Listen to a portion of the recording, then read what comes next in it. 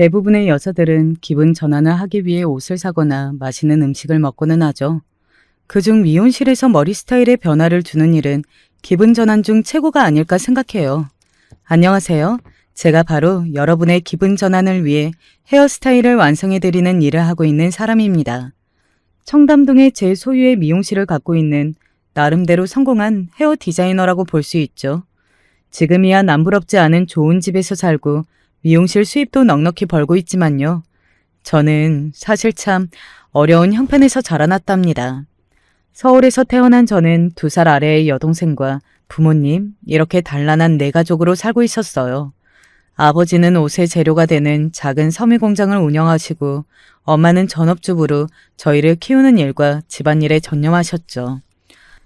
집이 마당 딸린 2층 단독주택이라 저와 동생은 2층에 방 하나씩을 쓰면서 부족함 없이 유년 생활을 보냈던 것 같아요. 그렇지만 아버지가 하시던 사업이 실패하면서 상황은 아주 달라졌어요. 우선 그 좋은 2층 집에서 하루아침에 쫓겨났고 대신 신림동 달돈네촌으로 이사를 가야 했습니다. 그리고 이사를 간 지 한 달 만에 엄마는 아버지와 이혼하시고 집을 나가버렸어요. 실은 훨씬 그 전부터 밤마다 아빠는 술을 드셨고 엄마와 시도 때도 없이 부부싸움을 하셨기 때문에 두 분의 사이가 이미 틀어질 대로 틀어졌다고 짐작하고 있었죠. 그 일이 있었을 때 제 나이는 고작 중학생이었는데 밥도 알아서 차려 먹고 집안일도 하면서 저와 동생은 엄마 없는 생활에 적응해 갔습니다. 사업 실패 후 아버지는 일용직을 하시면서 생활비를 벌어오셨습니다. 전처럼 풍족하지는 않았지만 그래도 집에 쌀이나 김치랑 라면 같은 필수품은 늘 있었으니 우리는 굶지 않고 살 수 있었죠. 그렇지만 가난한 생활보다 엄마의 부재보다 견디기 힘들었던 것은 아버지의 음주와 난동이었습니다. 우리를 때리신 건 아니지만 집안 물건을 부수고 혼자 악을 쓰고 울어대는 아빠가 정말 무서웠고 그런 밤이면 동생과 이불 속에 숨어서 울기만 했어요. 그런 날이 계속되자 아빠가 술을 입에 대기 시작한다 싶으면 아예 우리 자매는 집에서 나와 동네를 배회했습니다. 그렇다 보니 하루살이처럼 꿈도 없고 미래도 없이 그저 별일 없이 하루하루 살아갔어요. 저는 공부를 좋아하지도 않았기 때문에 동네에서 갈 수 있는 실업계 고등학교에 진학했습니다. 그런데 동생이 중3이 되었을 무렵 이상한 말을 하는 겁니다. 이상하다. 언제부턴가 길을 걸어가다가 자꾸 넘어지고 발을 자주 찢는 거야. 언니, 내가 참 칠칠 맞네. 그래? 혹시 너 시력이 나빠진 건 아닐까? 언니가 안경을 맞춰줄게. 하지만 동생이 안경을 써도 그런 증상이 나아지지 않았어요. 제가 조금이라도 일찍 병원에 데려갔어야 했는데 보호자도 없고 병원비도 아까웠던 저는 6개월이 지나서야 동생을 데리고 병원에 갔습니다. 동생은 망막 색소 변성증이라는 진단을 받고 시력 저하 증상을 겪다가 결국 2년쯤 지나서 완전히 실명 판정을 받고 말았습니다. 이런 청첩병력 같은 일을 당하면서 우리는 큰 슬픔에 빠졌지만 그런 만큼 서로를 더 의지하고 위해주게 되었어요. 그런데 우리에게 닥친 나쁜 일은 이뿐이 아니었습니다. 그 사이에 갑자기 아빠는 현금 320만 원과 편지를 남겨놓고 가출해버리셨거든요. 내 딸들아 미안하다. 아빠가 아주 멀리 나가서 일을 하다가 올 거야. 너희끼리 건강하고 씩씩하게 살다가 훗날 만나자꾸나. 아빠는 언제 돌아오겠다는 기약도 없이 훌쩍 떠나셨고 이제 정말 우리 두 자매만 세상에 남게 되었습니다. 저는 참 험난한 10대 시절을 보내야 했죠. 우리 동네의 써니 미용실 신 원장님이라고 계신데요. 저와 동생을 보시며 자매가 참 밝고 인사를 잘하고 다닌다며 공짜로 우리의 머리를 커트해주는 고마운 분이시죠. 제가 고3이 되어서 취직할 일을 고민하던 때 신 원장님은 이런 말씀을 하셨어요. 학교를 졸업하고부터 자기 미용실에서 쉬다부터 일하면 어떻겠냐는 제안을 하셨거든요. 머리를 커트하러 써니 미용실로 오가면서 재미삼아서 원장님 혼자 바쁘실 때 손님들 드라이나 샴푸 등 간단한 도움을 드린 적이 있었거든요. 그때부터 원장님은 제가 미용에 소질이 있다고 눈여겨보신 것이었습니다. 원래부터 알던 믿을만한 동네 아줌마이시고 미용 일이 재미있어 보였기도 해서 신 원장님의 제안을 거절한 이유가 저에겐 없었어요. 저는 그렇게 써니 미용실을 시작으로 미용업계에 발을 들이게 되었습니다. 지금도 일주일에 하루 이상 쉬는 영업장은 없기도 하지만 당시 미용실이 매주 월요일이 휴무였다고 해도 저는 쉴 수가 없었습니다. 그런 날에도 가게에 나와서 청소하고 미용용품을 정리해야 했으니까요.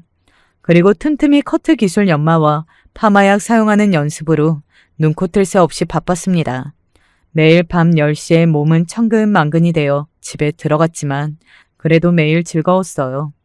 원장님은 제게 매달 130만 원씩 월급을 주셨고 틈날 때마다 미용 기술도 정성껏 가르쳐 주셨어요. 그렇게 점점 제 미용 기술이 늘어나는 것이 눈에 보이니까 저는 힘든 줄도 모르고 배워갔습니다. 하지만 아쉽게도 제가 일한 지 2년쯤 되었을 때 원장님은 이제 미용실 문을 닫을 거라고 하셨어요. 그동안 우리 미용실에서 수지가 참 잘 일해 주었어. 내가 동네에서 이윤이 안 남을 만큼 저렴하게 하니까 이제 가게 월세 내고 이것저것 비용 제하고 나면 버는 돈이 얼마 안 되는구나. 우리 친정어머님이 편찮으시기도 하고 해서 여기를 접고 고향에 내려가서 미용실을 새로 열 생각이야. 원장님, 제 월급을 좀 깎을 테니 저 계속 여기에서 일하게 해주시면 안 될까요? 그런 소리 마라. 수지 너는 더 큰 물에 나가서 기술도 배우고 나중에 자기 미용실도 차려야지. 내 밑에서 이 동네에만 있다가 나처럼 그저 그런 원장이 될 테야. 원장님의 말씀으로부터 2주 뒤에 써니 미용실은 문을 닫고 말았습니다.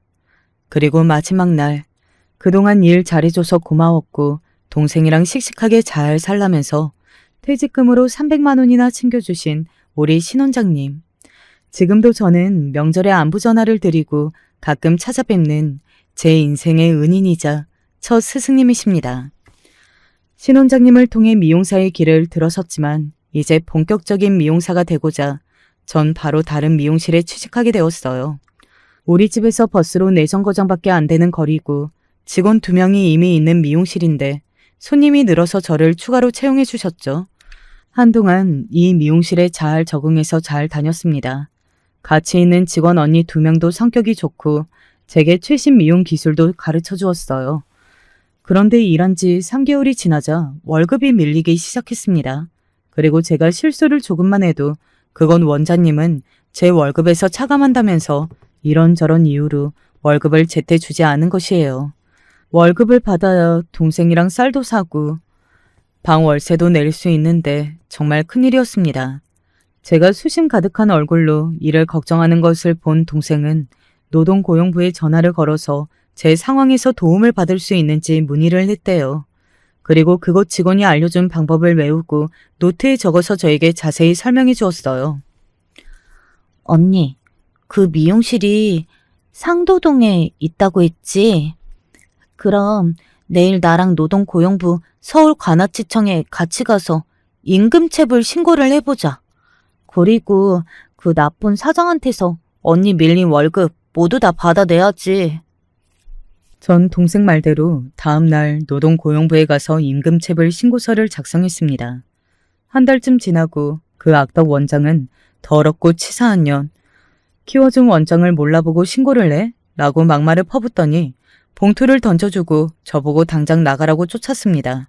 그 봉투 안에는 저의 밀린 월급이 들어있었어요. 물론 그마저도 20만 원이 부족했지만 때인 줄 알았던 월급을 되찾아서 너무 기뻤습니다. 동생이 좋아하는 양념치킨 한 마리를 사서 가벼운 발걸음으로 집에 들어갔죠. 2번째 미용실에서 악덕 원장님을 만나고 나니 아무 곳이나 취직하기가 두려웠습니다. 그래서 전에 친하게 지냈던 미용실 직원 언니가 추천해준 미용실에 다니게 되었습니다. 여기는 부부끼리 운영하는 미용실이었는데 여자 손님은 아내가, 남자 손님은 남편이 맡아서 하고 저는 유일한 직원으로 채용되었어요. 이전보다 월급은 20만 원이 많고 퇴근 시간도 9시로 조건이 좋아졌지만 전 여기에서도 오래 버티지 못했습니다. 왜냐하면 어느 순간부터 남편 원장이 저에게 치근대기 시작한 겁니다. 오늘 손님이 많아서 피곤했지? 내가 안마해줄게. 이렇게 말하면서 제 어깨를 주무르는데 그 손길이 왠지 불쾌하고 끈적였어요. 안마한답시고 제 목과 겨드랑이, 팔 안쪽까지 슬쩍 만지기까지 했습니다. 그때 전 고작 21살이었고 남자친구도 만나본 적이 없는 처녀인데 중년의 남자 사장에게 이런 일을 당하는 것이 얼마나 힘들고 수치스러웠는지 몰라요. 이렇게 되면 부인이라도 말려야 하는데 옆에서 부인 원장은 자기 남편을 말리지는 않고 저를 마치 상간녀 보듯이 경계하며 째려보고 있는 겁니다. 그런 날이며 여자 원장은 화풀이라도 하듯이 저를 신경질적으로 대하고 구박했어요. 이런 분위기에서 일하려니 죽을 마시고 당장이라도 그만두고 싶었지만 돈 한 푼이 아쉬웠던 저는 하루하루 겨우 버텼습니다. 하지만 제가 그 미용실에서 더 이상은 견딜 수 없는 사건이 벌어지고 만 거예요. 가게 휴무날 청소를 핑계로 남자 원장이 저만 불러내서 뒤편 창구에서 겁탈하려고 들었어요. 전 손에 걸리는 약통을 닥치는 대로 그놈에게 던지고 나서 겨우 그곳을 벗어날 수 있었지만 내 신세가 철약 맞고 왜 이렇게 나만 당하고 살아야 하는 건가? 괴로운 마음뿐이었습니다. 그래서 남자 원장에게 항의 한번 못하고 경찰서에 신고도 못한 채로 슈퍼에 들러 소주 2병을 사서 집에 왔습니다. 맨정신으로는 버티기가 너무 힘들어서 술도 잘 못하면서 소주를 마시려고 했거든요. 집에 들어서자 제 목소리만 듣고도 동생은 제게 안 좋은 일이 일어났음을 직감했나 봐요. 애써 괜찮다며 숨기던 저는 결국 동생에게 그날 당했던 일을 실토했습니다. 구독자 여러분, 몸이 불편한 사람이 마음도 약하고 소심할 거라고 생각하신다면 오해세요. 우리 동생은 저보다 더 용감하고 심지가 굳은 친구거든요. 언니, 그렇다고 이렇게 들어오면 그 다음은 어쩌려고? 집에서 술이나 마시고 신세 한탄만 하고 있을 거야? 그 변태 원장, 경찰에 신고해야지. 언니가 피해자인데 뭘 잘못했다고 언니만 가게를 그만둬? 동생은 제 손을 붙잡고 인근 경찰서로 갔습니다. 20대 초반의 여성 둘이 경찰서에 들어서면 일단 모든 시선이 우리에게 꽂히더라고요. 그렇게 주목받으니 당장 숨고만 싶었고 바로 돌아 나가서 집에 콕 틀어박혀 있고만 싶었죠. 하지만 동생은 그런 제 마음을 눈치라도 채듯이 제 손을 꼭 잡고 외쳤습니다. 우리 언니 성추행 신고하려고 왔습니다. 경험 많은 여순경님 어디 안 계시나요? 경찰서에서는 저에게 여자 경찰관을 붙여주었고 미용실 남자 원장에게 당했던 일을 설명하면서 그 경찰관의 안내에 따라 성추행 신고서를 작성했습니다. 그리고 그런 일을 겪고는 도저히 미용실에 갈 수가 없어 출근하지 않고 있었어요. 얼마 뒤 우리 집에 그 미용실에 여자 원장이 찾아왔습니다. 당돌하게도 네가 우리 남편 경찰에 고소했더라? 그래서 원하는 게 뭐니? 보나마나 돈 뜯어내고 싶은 거겠지 뭐. 원장님, 저한테 사과부터 하는 게 먼저 아닌가요? 돈 때문에 이러는 게 아니라 전 진심 어린 사과를 받고 싶습니다. 내가 왼수 같은 남편 때문에 이런 일을 겪는 것이 처음도 아니고 다들 처음에는 그렇게 얘기해. 진심 어린 사과. 그렇지만 결국은 합의금 받고 고소 취하하니까 사관이 뭐니 그딴 소리 말고 얼른 원하는 돈 액수나 얘기하라고. 그때 내 동생은 소금 한 바가지를 갖고 와서 그 여자 원장을 향해 마구 뿌렸습니다. 아이씨, 이게 무슨 짓이야? 우리는요, 합의 안 해요. 없이 살아도 그딴 돈 필요 없으니까 당신 남편 고소해서 깜빵 가게 만들 테니 당장 나가요. 여자 원장이 욕을 내뱉고 나가버리자마자 동생은 저를 향해 단호하게 얘기했어요. 언니, 잘 들어. 괜히 맘 약해져서 사과받고 돈으로 끝내려고 하지 마. 그러니까 저런 놈들이 계속 다른 희생자를 만드는 거라고. 내 동생 정말 멋지죠. 그래서 동생 얘기를 하면 전 무조건 믿고 따릅니다. 그 후에도 원장 부부가 성추행 고소를 취하라고 압박해왔지만 우리 자매는 물러서지 않고 끝까지 재판까지 갔어요. 결국 남자 원장은 징역 8개월의 실형 선고를 받게 되었습니다. 그뿐인가요? 여자들을 추행하는 원장이 운영한다는 이유로 그 미용실은 결국 폐업까지 갔어요. 애초에 그들이 진심으로 뉘우치고 반성했다면 이 지경까지 가지 않았을 텐데 왜 나쁜 사람들은 무엇을 위해 그렇게까지 하는 건지 이해가 되지 않습니다. 제가 운이 나쁜 건지 다니는 미용실마다 이 모양이라 전 몇 달 동안 일하지 않고 쉬었어요. 어딜 가든 몹쓸 짓을 당할 것만 같아서 두려웠거든요. 그러다가 신 원장님이 자기랑 친한 원장이 청담동에 새로 미용실을 오픈했는데 거기 직원을 구한다는 소식을 전해주셨어요. 면접도 잘 보고 또 신 원장님이 저를 강력 추천해 주셨기에 바로 그 미용실에 채용되었죠. 이제부터 전 청담동 미용실 직원이 되었습니다.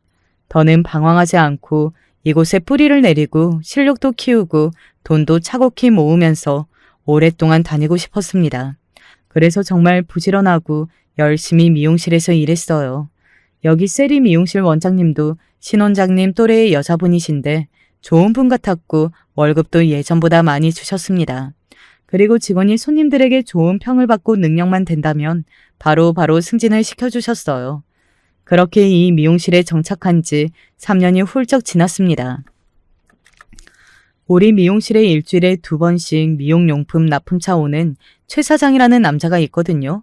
오며 가며 지나가는 인상이 밝고 친절한 사람이라고만 생각했죠. 그러던 어느 날 최 사장이 제가 퇴근하는 길에 꽃다발을 들고 나타난 거 있죠. 수지 씨를 처음 본 순간부터 내 마음에 들어와 버렸어요. 우리 한번 진지하게 만나보지 않을래요? 데이트 한 번이라도 합시다. 최 사장은 이렇게 사랑 고백을 했어요. 조금 부끄럽지만 보통의 20대 아가씨처럼 당시 저는 남자 외모를 좀 많이 보던 때였습니다. 게다가 키 큰 남자가 이상형인데 최 사장은 보통보다 좀 작은 키에 평범한 외모를 하고 있었거든요. 또 직업이 같은 업종인데다가 미용 재료 도매상이라는 것이 썩 끌리지 않았습니다. 그래서 그 남자의 사귀자는 말을 단칼에 거절했습니다. 그날부터 최 사장이 우리 미용실에 들를 때마다 불편한 마음에 저는 화장실을 가거나 다른 곳에 숨으면서 그를 피해 다녔어요. 그 일이 있고 여러 날이 지난 어느 날 퇴근해서 길을 걸어가는데 어떤 남자가 길고양이에게 간식을 주면서 대화를 하고 있는 것을 보게 되었습니다. 야옹아, 난 오늘도 참 힘든 하루를 보냈어. 오늘 봉고차가 가다가 갑자기 져버린 거야. 이 더운 날씨에 차를 고치고 밀린 배달하느라 티셔츠가 다 젖어버릴 정도로 진땀을 뺐지 뭐야. 그래도 포기하지 않고 모든 일을 해냈단다. 나 잘했지? 이런 모습을 보고 저는 스스로 반성했습니다. 내가 뭐라고 그 사람의 외모와 직업만 보고 선입견을 갖고 멋대로 판단해버린 걸까요? 그렇게 따지면 전 편부모 슬하에 자라서 몸이 불편한 동생과 살고 있는 고졸 미용사일 뿐인데 저 남자는 제 조건이 아니라 그냥 저 자신을 보고 좋아해 주었는데 말이죠. 이제 최 사장을 다시 살펴보기로 마음먹고 그에게 말을 걸었습니다. 최 사장님, 여기서 뭐 하세요? 아니, 수지 씨. 어떻게 여기에... 지금 퇴근하세요? 저도 이 근처 미용실에 마지막 납품 배달 끝내고 가는 길이에요. 네. 혹시 괜찮으시다면 여기 근처 포장마차 우동이 맛있다는데 야식 같이 드실래요? 그날부터 최 사장은 제가 퇴근할 때까지 기다렸다가 같이 야식을 먹고 봉고차에 태워서 저를 집까지 데려다 주었어요. 그렇게 매일같이 만나다 보니 정이라는 것이 들더군요. 이제 최 사장과 저는 미용실에서 커플로 소문이 나버렸지 뭐예요. 저도 남자친구가 볼수록 마음에 들었지만 마음 한편에는 동생에 대한 미안함이 자리하고 있었어요. 나만 연애하고 잘 사는 것이 동생에게 괜스레 미안했기 때문입니다. 그래서 최 사장이 계속 저에게 결혼하고 싶다고 노래를 불러댔지만 저는 그 말을 모르는 척, 농담인 척 흘려들었어요. 그랬더니만 남자친구는 어느 날 진지하게 제 눈을 바라보면서 청혼을 하는 거예요. 우리 여우 같은 수지야. 이 오빠가 너 많이 사랑하고 결혼하고 싶어 한다는 거 알지? 그런데 왜 자꾸 내 마음을 모른 척하는 거야? 아직 내가 마음에 안 드는 거니? 이제 우리 결혼해서 같이 살자. 매일 밤 너를 집에 보내고 돌아가는 길이 얼마나 씁쓸한데. 남자친구의 진심이 느껴져서 여자로서 행복했습니다. 하지만 결혼에 대한 결심이 서지 않은 저는 좀 더 천천히 결혼을 생각해보자며 애둘러서 남자친구의 청혼을 거절했어요. 그날 남자친구는 크게 실망해서 돌아갔죠. 그러고 며칠이 지난 어느 날이었어요. 미용실에서 예약과 손님 응대를 담당하는 데스크 직원 양 실장은 어떤 중년의 손님이 특별히 저를 찾고 있다고 전해주었습니다. 손님은 적어도 2주 전에 예약을 잡고 오신 분만 받고 있지만 이분은 특별히 할 말이 있다고 부탁하시네요. 아무래도 사연 있는 분 같아서 어쩔 수 없이 갑작스레 연결해 드렸어요. 네, 괜찮아요. 마침 지금 시간이 비니까 그 손님 맡을게요. 그러곤 들어선 60대의 여성 손님께 친절히 인사를 드렸습니다. 안녕하세요, 손님. 처음 뵙는 것 같은데 저를 어떻게 알고 오셨어요? 소개로? 네, 저 사실 최민기 엄마입니다. 민기 여자친구 홍수지 씨 맞죠? 저는 너무 당황하고 말았어요. 손님인 줄 알았는데 남자친구의 어머니라뇨? 아, 네, 어머님. 제가 홍수지입니다. 그런데 어떻게 제 미용실까지 오신 거예요? 어떻게 오긴. 아들 가진 죄로 온 거지. 내 딸 같은 나이니까 말을 놔도 되죠. 아들한테 수지양 얘기 많이 들었어. 우리 아들이 참 많이 좋아하고 청혼까지 했는데 거절했다면서. 저는 갑작스러운 남자친구 어머님의 돌직구에 어찌할 바 몰라 했어요. 아들의 청혼을 거절한 것까지 알고 계시니 제가 얼마나 미우실까요? 듣자 하니 친정엄마가 어릴 때 가출해서 엄마 없이 자랐다면서. 내가 네 엄마처럼 해줄게. 우리 아들 좀 예쁘게 봐주면 안 되겠니? 너한테는 어떨지 몰라도 우리 아들 참 착하고 좋은 애다. 게다가 어찌나 성실한지 자기 가게도 열심히 운영하고 말이야. 네가 청혼을 안 받아주니 요즘 애가 입맛도 잃고 어깨가 축 처져서 안쓰러워 죽겠어. 그래서 엄마인 내가 직접 수지양을 설득하러 온 거야. 결혼하면 나도 시애미짓 안 하고 너를 아끼고 많이 도와줄게. 아들과의 결혼 긍정적으로 생각해 줄 수 있겠니?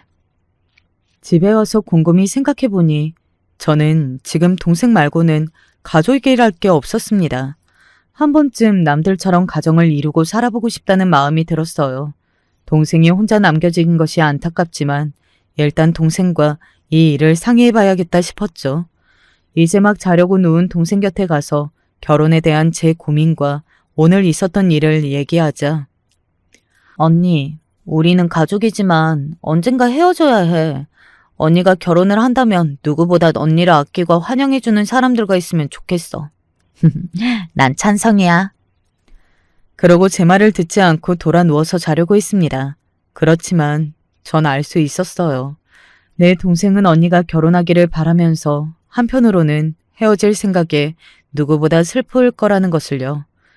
결국 저는 남자친구와 결혼을 결심하게 되었습니다.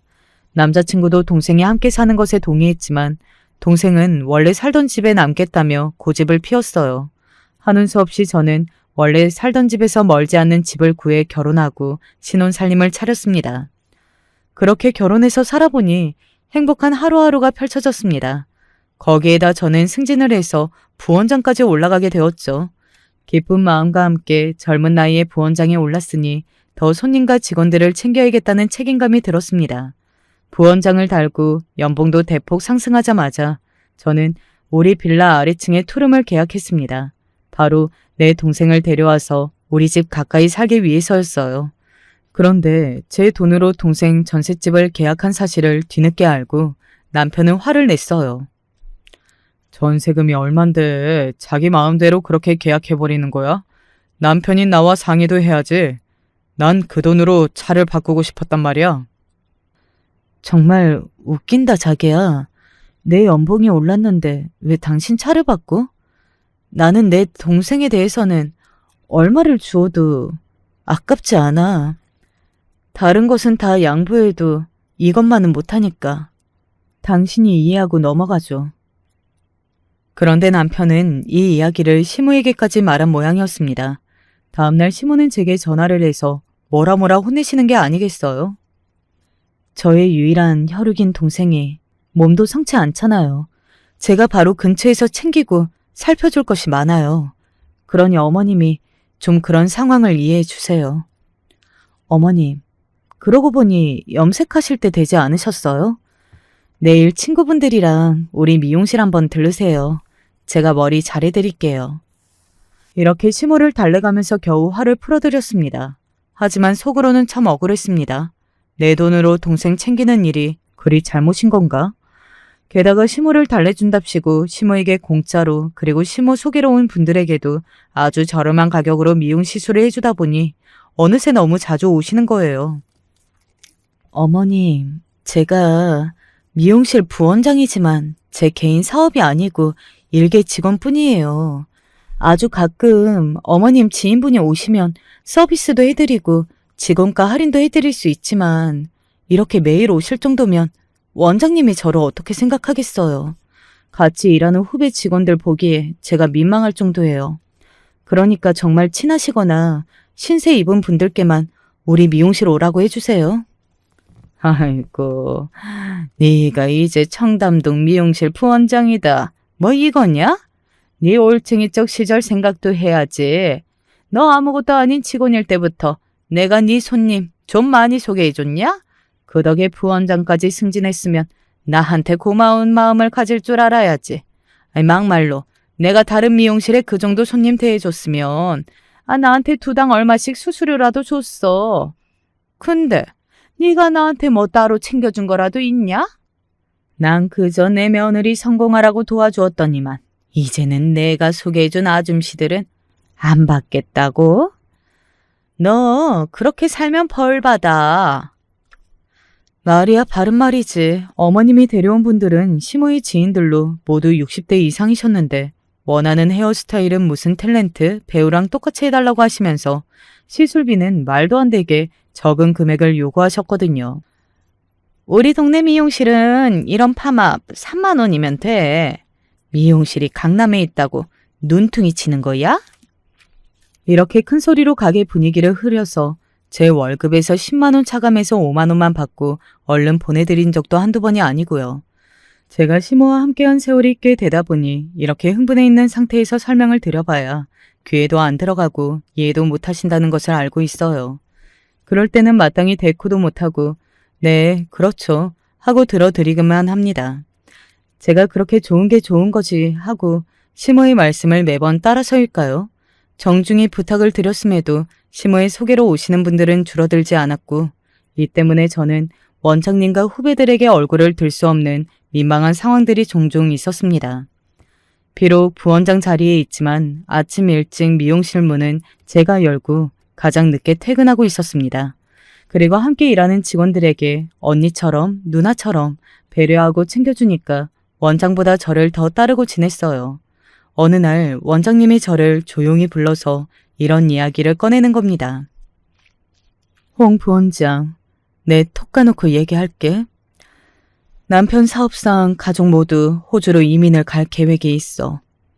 이 미용실이 장사가 꽤 잘 돼서 아깝긴 하지만 그동안 잘해준 홍 부원장님이 맡겠다면 권리금도 없이 넘길 생각이야. 어때? 한번 맡아서 해보겠어? 내가 이쪽 업계에서 밥 벌어먹고 지낸 지 30년이야. 홍 부원장은 사람도 괜찮고 일도 잘하니까 아마 나보다 잘 운영할 거라 믿어. 가게 인수 한번 생각해 보라고. 원장님의 미용실 인수 제안을 받고 저는 뛸 듯이 기뻤습니다. 미용사라면 누구나 자기 자신만의 숍을 갖는 것이 꿈이니까요. 게다가 청담동에서 10년 넘게 잘 되고 있는 가게를 권리금도 없이 넘겨주신다니 이런 일은 참 드문 일입니다. 제가 열심히 살다 보니 인복도 쌓고 이렇게 하늘에서 행운도 주시는 모양이에요. 그날 퇴근해서 집에 들어가서 신발도 벗기 전에 남편을 다급히 불렀습니다. 여보, 나 원장님이 가게를 넘겨주시겠대. 이제 나도 청담동 미용실 주인이 되는 거야. 부엌에서 설거지를 하고 있던 남편은 그 소식을 듣고 고무장갑을 낀 채로 나와서 저를 얼싸안고 기뻐해 주었어요. 우리 능력 있는 와이프, 아니 홍 원장님 축하해. 제가 미용실을 인수하면서 전임 원장님께 이민 축하 선물 겸 그동안 저를 잘 키워주신 고마움에 금거부기를 선물로 드렸습니다. 원장님은 극구 사양하셨지만 원장님 손에 선물을 억지로 꼭 쥐어드렸어요. 원장님, 거북이는 행운의 상징이라고 해요. 호주에 가서도 가족분들 모두 건강하고 더 행복하셨으면 하는 마음에 드리는 선물이니 받아주세요. 원장님은 호주로 떠나셨고 그 해부터 저는 지금까지 청담동의 세리 미용실 원장으로 있습니다. 제가 미용실을 인수하고 원장님 타이틀을 달고 나자 시모는 어쩐지 어깨에 더 힘이 들어가셨어요. 그 이후 더 자주 그리고 더 교양 없는 분들과 때로 몰려와서 동네 사랑방에 들리듯이 우리 미용실에 오셨습니다.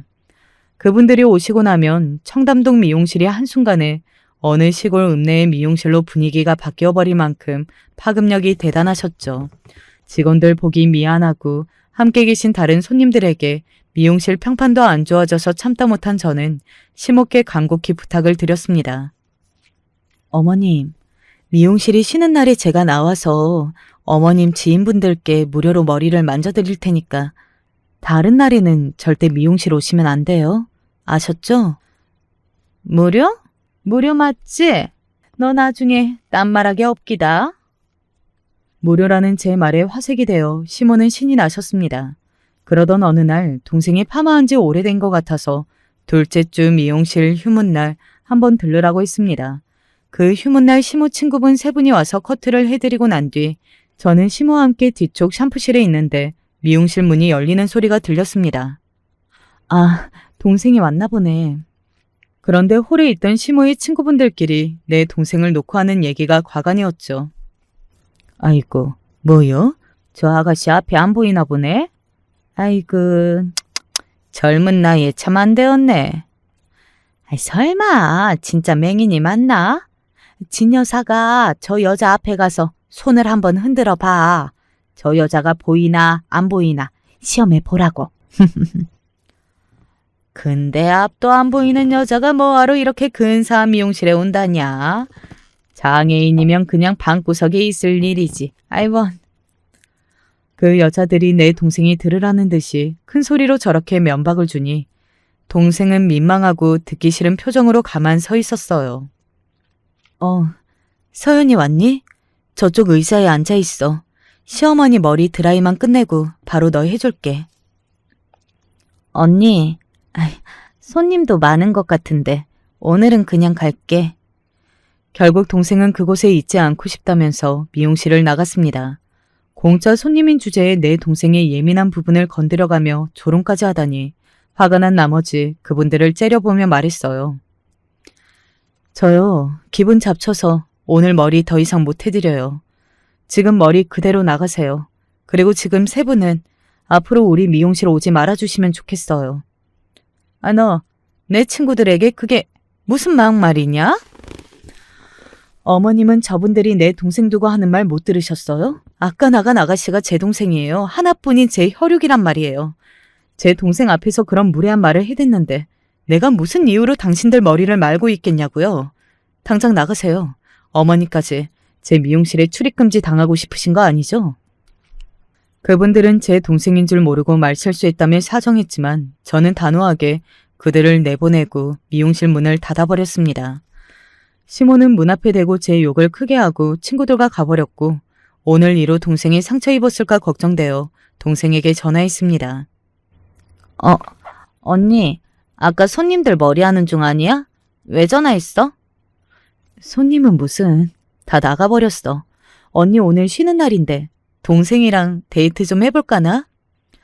저는 그동안 동생이 가보고 싶다던 바다를 가려고 제부도로 차를 몰았습니다. 동생은 차 창문을 열고 손을 내밀어 바람을 느끼면서 행복한 표정을 지었어요. 아, 바람이 너무 기분 좋다. 바다의 바람은 또 다른 느낌이겠지? 언니, 아까 그 아줌마들 얘기 때문에 나 신경 쓰는 것 같은데. 사실 나 아무렇지도 않거든. 그래도 덕분에 언니랑 바다도 가고 노니까 좋다. 이 땅에 천사가 있다면 바로 내 동생이 아닐까요? 그녀가 너무 기특하고 소중해서 저는 눈물이 왈칵 나버렸고 남몰래 눈물을 훔쳐야 했습니다. 언니, 나 해보고 싶은 일이 생겼어. 대한안마사협회에서 시각장애인에게만 허락하는 안마사 제도가 있다네. 언니도 알지? 내 소나기 힘이 얼마나 센지 말이야. 앞을 볼 수 없어도 누군가를 도울 수 있는 일이 있다는 것은 정말 멋진 것 같아. 그 얘기를 듣고 저는 걱정부터 앞섰습니다. 이제 내가 미용 일을 해서 동생까지 먹고 살 만큼 돈도 잘 벌고 있는데 굳이 동생이 사회에 나가서 안 좋은 일을 당할까 봐서 싫었거든요. 그렇지만 쇠고집 내 동생을 꺾을 수는 없었죠. 결국 동생은 제 염려에도 불구하고 안마사 첫 교육을 마치고 나서 설레는 표정으로 자랑했습니다. 언니, 나 이 일이 너무 재밌어. 앞으로 제대로 해볼 테야. 동생은 안마사 교육을 3년 동안 받으면서 실습을 병행했고 지금은 우리 동네 안마원에서 안마사로 활동하고 있습니다. 동생이 안마원에 취직한 뒤에는 안마원에 걸어서 5분 거리에 있는 아파트로 이사까지 갔어요. 안마원을 다니고 사회생활을 시작한 뒤부터 동생은 더 활기차고 행복해 보였습니다. 이런 것을 언니인 제가 좀 일찍부터 동생이 할 수 있는 일이건 공부건 진작부터 뒷바라지 해줄 걸 하는 아쉬움이 남았어요. 동생도 잘 지내고 저도 미용실을 운영하면서 제 인생에서 아쉬울 것은 사실 없었습니다. 그렇지만 호사다마라고 했던가요? 제가 미용실을 하면서 돈도 많이 버는 것이 꼭 좋은 일만은 아니었던 것 같아요. 제가 한 달에 몇 천만 원씩 돈을 버니 남편은 정신이 해이해져서는 원래 하던 미용 재료상 가게를 닫고 만 것입니다. 제게 미리 상의도 없이 이미 폐업하고 나서 뒤늦게 알려주더군요. 앞으로 당신 뭐 해 먹고 살려고? 그래도 하던 일을 꾸준히 하는 게 좋았을 텐데. 야, 그 가게에서 한 달 매출이 500만 원도 안 나오는데 그 고생을 못하러 하겠어. 난 우리 와이프 도와주면서 생활비 받으면 되지. 내가 당신 대신 미용실 문 아침에 열고 늦은 밤에 닫고 다 할게. 집안일까지 나한테 다 맡기라고. 남편의 말을 듣고 보니 일리도 있고 이미 폐업 신고까지 마친 마당에 이 상황을 받아들이기로 했습니다. 그런 남편에게 싫은 소리 한 번 안 하고 그렇게 받아들이고 말다니 제가 참 물러터지고 속 없는 사람이었습니다. 사람은 잘해주기만 하면 호의가 아니라 호구로 본다는 사실을 그때는 몰랐으니까요. 그렇게 남편은 안 좋은 쪽으로 변해갔던 것입니다. 어느 날 양 실장이 저를 따로 카페에서 보자고 불러냈습니다. 오랫동안 함께 일한 양 실장은 고민만 하다가 용기를 내서 저에게 말하게 되었다면서 충격적인 이야기를 들려주었습니다. 바로 내 남편이 우리 미용실 젊은 여직원들에게 껄떡거린다는 것이었습니다. 충격을 받은 저는 미용실 CCTV 영상을 뒤졌습니다. 정말로 제가 퇴근한 이후 가게에 들러서 혼자 있는 우리 미용실 여직원에게 다가와 허리며 다리를 슬쩍 만지고 싫어하고 뿌리치는 여직원에게 뭐라고 하는 모습. 제가 사회초년생 때 부부 미용실의 남자 원장에게 당했듯이 말입니다. 내 남편이 그 자식처럼 힘없고 약한 젊은 아가씨들, 그것도 내가 사랑하는 내 가게에서 내 아끼는 직원들에게 억지로 성희롱을 하다니. 화가 머리 끝까지 치밀어 오르고 혐오스러움에 토악질이 날 것만 같았죠. 전 남편을 용서할 수 없었습니다. 성추행을 당한 뒤 제게 아무 말 없이 갑자기 미용실을 퇴사한 전 직원들을 만나봐야 할 것 같았습니다. 원장님 남편분이 잘리고 싶지 않으면 가만히 있으라고 했어요. 그리고 이 일을 누군가에게 알리거나 떠벌리면 앞으로 미용업계에 발붙이지 못하게 한다고 해서 저는 아무것도 할 수 없었죠. 그 더러운 손길을 피하려면 다른 핑계를 대고 미용실을 그만두는 수밖에요. 그런데 그 사람이요. 제가 그만두고 나도 다른 직원들을 또 괴롭힐 게 불보듯 뻔해요. 원장님, 주제 넘지만 그런 남편이랑 이혼하면 안 돼요? 원장님은 너무 좋으셨는데 어쩌다가 그런 놈이랑. 원장인 제가 직원의 안타까운 일을 너무 늦게 알아서 그리고 미리 보호해주지 못해서 그 직원에게 너무 미안한 마음이 들었습니다. 정말 미안해요. 원장이라는 사람이 내 직원이 그런 일을 당한 줄도 모르고.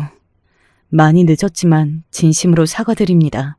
저 안 그래도 남편이라는 작자를 가만두지 않으려고요. 사실 오늘 미정 씨를 보자고 한 것도 남편을 경찰에 신고하고 성추행으로 고소도 하라고 말하고 싶어서 연락했어요. 내가 미용실 CCTV는 확보해 놓았으니까 내 눈치 보지 말고 미정 씨랑 같은 일을 당한 직원끼리 힘을 합쳐서 남편을 응징하세요. 아내인 제가 도리어 남편을 응징하라고 말하는 것을 보고 직원은 꽤 놀란 눈치였습니다. 그렇지만 저는 진심이었습니다. 내 전 남편의 치부를 공공연히 드러낸다면 제 얼굴에 침 뱉기이고 우리 미용실 명성에도 타격이 가겠죠. 그렇지만 범죄자를 내 남편이라는 이유로 덮어둘 수만은 없었죠. 저도 어렸을 때 비슷한 일로 마음 다쳐본 적이 있는 사람인데 누구보다 제가 그러면 안 되었죠. 제 10년 지기 단골 손님 중에 자산도 상당하시고 경찰 쪽에 아는 분도 많은 힘있는 집안의 손님분이 계세요. 저나 미용실 말단 직원 누구에게나 깍듯하고 예의를 지키시며 인성까지 좋은 그분을 강 사모님이라고 부릅니다. 직원을 만난 다음 날 밤잠을 설쳐서 초췌한 몰골로 강 사모님의 머리를 봐드리고 있는데 저를 잘 아시는 분인 만큼 제가 평소와 다르다는 것을 알아차리셨어요. 홍 원장, 어제 잠을 못 잤나요? 오늘 얼굴이 말이 아니네. 무슨 말 못할 고민이라도 있습니까? 강 사모님은 제 어머님 정도의 나이고 평소에 이런저런 개인사도 서로 털어놓을 만큼 믿을 수 있는 분이세요. 저는 가게 직원들이 들을세라 강 사모님 귀에 작은 목소리로 남편의 만행을 털어놓았습니다. 그리고 이제 어떻게 해야 할지 답이 안 선다고요. 홍 원장도 알죠. 한 번이라도 그러는 남자들은 고쳤을 수 없다는 거. 부부의 연을 끊는 것은 어렵겠지만 남편과 갈라서는 것이 좋을 것 같네요. 홍 원장만 마음만 굳힌다면 그에 따른 뒷일은 내가 발벗고 도와줄 수 있으니까 언제든지 말만 해요. 그리고 내 딸이 서초동에 사무실도 있고 능력 있는 이혼 전문 변호사라는 거 잊지 말고. 10년 동안 살부치고 함께 산 남편과 연을 끊는다는 것이 생각만큼 금방 되지 않았습니다. 그렇게 한참 고민을 하던 끝에 결국 남편과 이혼하기로 마음먹고는 강 사모님의 따님 변호사를 만나서 이혼 소송 도움을 받기로 했어요. 얼마 뒤 전 직원 미정 씨가 연락을 해왔습니다. 원장님과 만나고 나서 고민 많이 했지만 결국 결정했습니다. 그리고 저보다 먼저 그런 일을 당하고 퇴세했던 2명의 직원에게 연락해서 같이 남편을 성추행 가해자로 고소하기로 했어요. 원장님 봐서 거기까지는 안 가려고 했지만 오히려 저를 응원하고 지지해 주셔서 감사해요. 그리고 변호사 말이 증거에 사용할 미용실 CCTV가 있으면 좋다고 하는데 보내주실 수 있을까요? 이렇게 남편은 이혼과 형사고소라는 2가지 어려움에 처하게 되었습니다. 안일하게 살아왔던 남편은 이 큰 위기 앞에서 저를 붙잡았어요. 자기야, 오해야. 미정이 그년이 나한테 먼저 꼬리친 거였고 그날 술김에 잠깐 실수한 것뿐이라니까. 지금 자기랑 이혼하고 나 혼자 어떻게 살겠니? 그러니까 남편인 내 말부터 믿어보라고. 어? 그년이 자기는 잘 따르니까 자기가 고소 취하해달라고 하면 들어줄 거야. 왜 미정이한테 고소를 취하라고 해? 내가 먼저 미정이한테 당신 고소하라고 말했는걸? 뭐? 네가 남편인 나한테 어떻게 이럴 수 있어? 너도 그년들이랑 한 톤송으로 나를 배신한다 이거지? 좋아.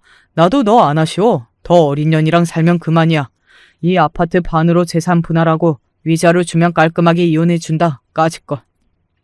당신 조그만 가게까지 그만두고 집에서 놀고 먹으니까 현실 감각도 없어졌나 보다. 법이라는 게 재산 기여도에 따라서 재산 분할을 하는 건데 당신이 이 아파트며 우리 집 재산에 뭐 얼마나 보태주었어? 다 내가 미용실에서 벌어놓은 돈이니 재산 분할은 꿈도 꾸지 마. 그리고 뭐? 위자료? 네가 바람 펴놓고 왜 나한테 위자료 타령이야? 변호사도 고용했는데 우리 소송까지 한번 가볼까? 도리어 내가 위자료 받아야겠어. 말문이 막혀버린 남편은 제 꼴도 보기 싫다며 짐을 싸서 밤사이 집을 나가버렸습니다. 이혼 서류에 자기 도장까지 찍어서 식탁에 두고 말이죠. 그렇게 우리 부부는 결혼한 지 10년 만에 이혼을 했습니다. 그리고 그 주의 화요일 미용실 휴무날 아침이었습니다. 집에서 늦잠을 자고 있는데 핸드폰 벨이 계속 울리는 겁니다. 요사이 이혼의 여러 문제로 피로가 극심해서 전화를 무시하고 자고 싶었는데 도무지 전화가 멈출 것 같지가 않은 거예요. 그래서 하는 수 없이 받아보니 공짜 좋아하는 거머리 같은 시모였습니다. 여보세요? 무슨 일로 계속 저한테 전화하세요? 아야, 너 지금 자다 일어난 거냐? 오늘 나랑 친구들 머리 위주로 나와 있어야지. 아직까지 퍼질러 자면 어쩐데? 당장 미용실로 나와. 여기 문 앞에서 기다리고 있다. 어머님, 그 사람이 얘기 안 한 모양이네요. 이제 머리 못 해드려요. 앞으로 휴무일에 문 안 여니까 거기 계시던지 말던지 마음대로 하시고요. 저는 쉴 거니까 전화도 하지 마세요. 그러고 전화를 끊고 나니 10년간 노예처럼 당했던 제 속이 아주 후련해졌습니다. 쉬는 날마다 개인적인 시간도 갖지 못하고 시모 뒤치다거리 할 필요가 없어졌으니까요. 다음 날 미용실에 출근해서 일하고 있는데 시모가 자기 친구 2명을 데리고 들어와서 자기들 마음대로 의자에 앉아버리는 겁니다. 어제 못해준 내 친구들 데려왔으니 공짜로 어서 머리 해줘. 뻔뻔하게 자기 친구들 앞에서 으스대길래 저는 시모 면상에 대고 말했죠. 상황 파악이 안 되시나 본데요.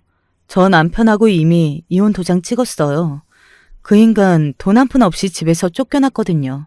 그놈이 100% 혼자 잘못해서 엄마한테 이혼했다는 말도 못했나 봅니다. 이제 내 시모도 가족도 아니니까 공짜로 머리 안 해줘요. 일단 당신들은 우리 미용실에 올 등급이 안 되니까 앞으로 출입 금지라고요. 무엇이라? 내 아들과 이혼이라고라?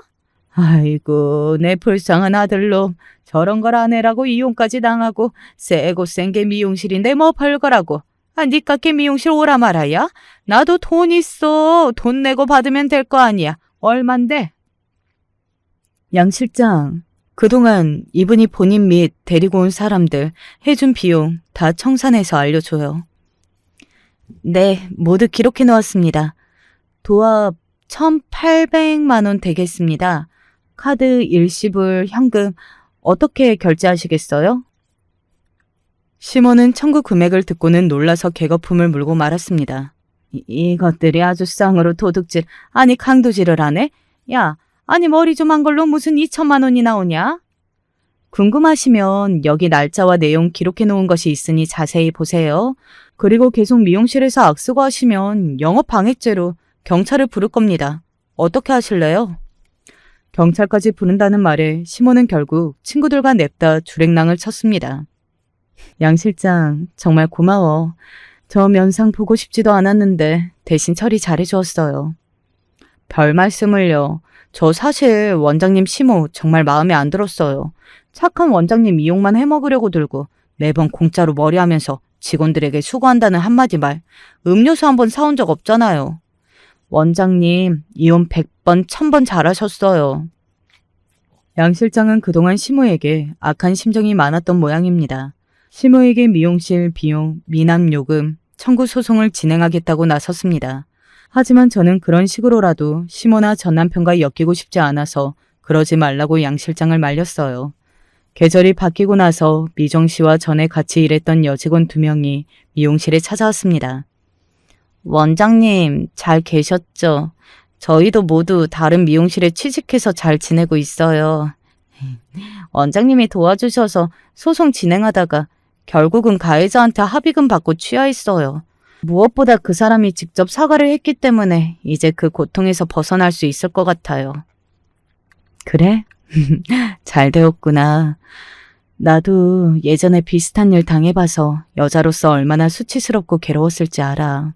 참 잘했어. 둘러보니 세리 미용실은 제가 있을 때보다 더 손님들이 많아졌네요. 원장님. 지금 제가 다니는 미용실 남자 원장님이 계신데 키도 크고 얼굴도 괜찮은 이혼남이에요. 성격도 대범하고 남자다운데 어디 한번 만나보시지 않겠어요? 원장님은 지금 젊고 아름다우신데 혼자 지내시는 게 마음 쓰여요. 생각해준 마음은 정말 고마운데 이제 남자나 결혼 같은 것은 귀찮고 관심 없어. 그보다 난 우리 미용실 더 잘 되고 돈 많이 버는 것만 생각할래. 브라보! 홍 원장 말이 맞아. 그런 노래도 있잖아. 남자는 여자를 정말로 귀찮게 하네. 함께 있던 미용실 직원들, 심지어 손님들까지 받장대소를 하셨습니다. 농담 반으로 한 얘기지만 현재 제 진심이기도 했어요. 저는 지금 당당한 싱글로 제 일을 열심히 하면서 더 훌륭한 헤어 디자이너가 되는 꿈 말고는 바라는 것이 아무것도 없습니다. 아, 혹시 제 사연이 당첨되어서 유튜브에 올라오면 제 미용실에 틀어놓을 작은 소망도 생겨버렸네요. 물론 제 사연 꼭 당첨되게 해달라고 운영자님께 부담드리는 것은 아니고요. 제가 가위만 만져보았지 컴퓨터 타자로 글을 쓴 일은 거의 처음인데 제 글이 괜찮게 들리셨을지 궁금합니다. 재밌었거나 제게 조언해 주시는 부분이 있으시다면 댓글 많이 남겨주시면 좋겠어요. 그럼 저는 이만 글을 마무리 짓겠습니다. 구독자 여러분 모두 오늘 하루 행복하세요. 누군가에게 제 이야기를 잘하는 성격은 아니지만 익명이라면 왠지 좀 편하게 말을 할 수 있을 것 같아요. 많이 힘든 삶을 살아왔지만 시간을 지나보니 스스로 대견하다고 느껴지기도 하고 일상 안에서 여러 가지 만남들을 겪으면서 인생은 그래도 살만하다고 느끼고 있습니다. 결코 살만해서가 아닌 많은 풍파를 겪고도 하는 말이니 조금은 진실되게 들려질까요? 제 이야기 부디 끝까지 들으시고 조금이라도 온기 느끼고 가셨으면 합니다. 저와 동생은 어릴 적 지방에서 아빠 없이 엄마와 넷이서 살았어요. 엄마는 지병을 갖고 계셨지만 저는 그때 맞으면서도 어렸기 때문에 정확히 얼마나 심각하고 아픈 병인지는 잘 몰랐고요. 하지만 아빠는 어린 우리를 두고 일찍 자취를 감춰버리셔서 행방을 알 수 없었고 엄마 혼자 힘든 몸으로 우리 남매들을 키우게 되셨어요. 지금 생각해보면 늘 우리 집 분위기는 어두웠었고 엄마는 방 한켠에서 기침을 하면서 겨우겨우 몸을 일으켜서 집안을 돌보실 정도였어요. 엄마, 아빠는 왜 안 와? 아빠는 오실 거야, 언젠가. 정말로? 엄마 거짓말하지 마. 전 엄마의 말을 믿을 수가 없었어요. 우리를 버리고 나가버린 아빠는 전혀 연락이 되지 않았거든요. 어렸을 적 아무리 아빠를 찾아도 아빠는 오지 않았어요. 심지어 친할아버지 할머니도 형편이 어렵다면서 엄마의 연락을 피하셨다고 들었는데요. 그런 상황에서 왜 우리들을 낳고 엄마는 저리 아픈 건지 한편으로는 참 원망스럽기도 했습니다. 그래서 전 엄마를 참 많이도 외면했습니다. 세은아, 일로 와서 엄마 좀 일으켜줄래? 엄마, 나 학교 가야 해. 세준이 네가 해드려. 누난 학교 가야 하니까. 알겠어, 누나. 착한 동생은 순순히 제 말을 들으며 엄마를 보살펴 주었어요. 오히려 저보다 엄마를 더 챙기고 보살펴드린 건 제 동생인 것 같아요. 동생은 엄마를 늘 안쓰럽게 생각했고 엄마가 일하고 오면 아픈 다리를 주물러주며 괜찮냐 물어봐주곤 했어요. 우리 세준이가 참 착하네. 착해. 엄만 그러면 제 동생의 머리를 쓰다듬으면서 착하다고 칭찬을 해주곤 했는데 그 소리가 왜 그렇게 듣기 싫었는지 몰라요. 마치 저만 나쁜 딸이 된 것 같고 엄마를 버린 딸이 된 것만 같았어요. 세은아, 일로 와서 설거지 좀 대신 해줄래? 아, 나 공부해야 되는데 왜 자꾸 나만 시켜? 동생 있잖아. 동생 나갔잖아. 네가 대신 해주면 안 되니? 엄마가 몸이 아파서 그러는데. 맨날 아프대, 짜증나게. 그래서 더 그랬는지도 몰라요. 엄마에게 더 버럭거리고 성질내고 저 하고 싶은 대로 다 하며 엄마에게 못되게 굴었습니다. 고등학교에 올라가서도 집은 그대로였어요. 한창 예민한 시기인지라 저는 이런 집구석이 너무 싫었어요. 보여주기도 싫고 내가 이런 집에 산다는 것도 싫고 좋은 집에 사는 친구들이 부럽고 그러던 어느 날 친구 한 명이 그러는 거예요. 세은아, 나 어제 시장에서 니네 어머니 만났는데 어머니가 집에 한번 놀러 오라는데? 오늘 니네 집 갈까? 우리 집을? 순간 가슴이 덜컹했어요. 우리 집을? 가난한 내 방을? 그것만큼 끔찍했던 경험이 없었던 것 같아요. 그 짧은 시간 안에 저는 생각할 수 있는 모든 것들을 다 생각해낸 후 안 된다고 버벅거렸습니다. 생각해보면 그 친구도 형편이 그리 좋은 친구는 아니었어요. 아마 저희 집을 봐도 그저 자기와 비슷한 집이구나 하고 이해해줬을 거예요. 근데 전 용납할 수 없었어요. 그 누구에게도 아픈 엄마와 가난한 집을 들키기 싫었어요. 그러던 차에 이런 불평조차도 사치라는 것을 깨닫게 되었습니다. 집에 들어가는 것도 싫었는데 이제 그조차도 누릴 수 없게 되었기 때문입니다. 제가 학교에서 수업을 받고 있던 때에 우리 반 아이들을 비롯해서 모두가 일순간에 굳어버리게 된 일이 있었어요. 갑자기 선생님이 다급하게 뛰어들어오시더니 저를 부르시더라고요.